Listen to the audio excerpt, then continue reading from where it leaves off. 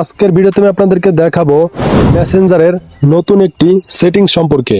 তো বন্ধুরা, আজকের এই সেটিংসটি যদি আপনারা প্রথম থেকে শেষ পর্যন্ত দেখেন তাহলে কিন্তু বুঝতে পারবেন যে মেসেঞ্জারের নতুন কোন সেটিংস সম্পর্কে আমি আপনাদেরকে জানাতে যাচ্ছি। তো বন্ধুরা, মেসেঞ্জারের এই নতুন সেটিংস সম্পর্কে আমি আপনাদেরকে এখন বলবো।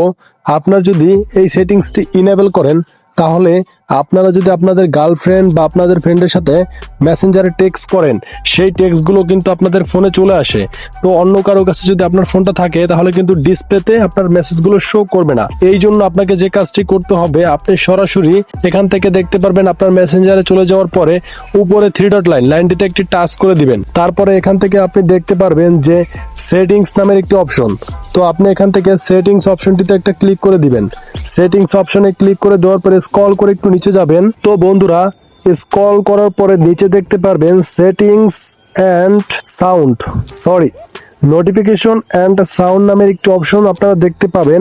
তো এখান থেকে নোটিফিকেশন অ্যান্ড সাউন্ড এই অপশনটিতে একটি টাচ করে দিবেন। টাচ করে দেওয়ার পরে এখান থেকে স্ক্রল করে নিচে যাবেন। নিচে যাবার পরে এখানে দেখতে পারবেন সেম নোটিফিকেশন প্রিভিউস নামের একটি সেটিংস। এই সেটিংসটি আমি এখান থেকে ইনেবল করে রেখেছি। এই কারণেই আমি আপনাদেরকে দেখানোর জন্য এটাকে আমি ইনেবল করে রেখেছি। তো বন্ধুরা, এই সেটিংসটি আপনারা যেটা করবেন, ইনেবল থেকে অফ করে দিবেন।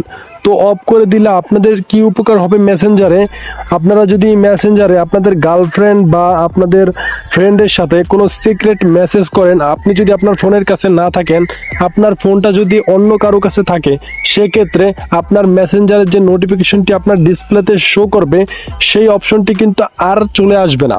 কারণ আপনার ফ্রেন্ড যদি আপনাকে মেসেজ করে তাহলে কিন্তু আর মেসেজগুলো তারা দেখতে পারবে না যদি মেসেঞ্জারে না প্রবেশ করে। তো এই সেটিংসটি কিন্তু একটি অসাধারণ একটি সেটিংস। তো বন্ধুরা, আপনারা যারা আমার এই ভিডিওটি দেখেছেন তারা কিন্তু অটোমেটিক বুঝে গেছেন যে মেসেঞ্জারের এই সেটিংসটি কিভাবে করতে হয়।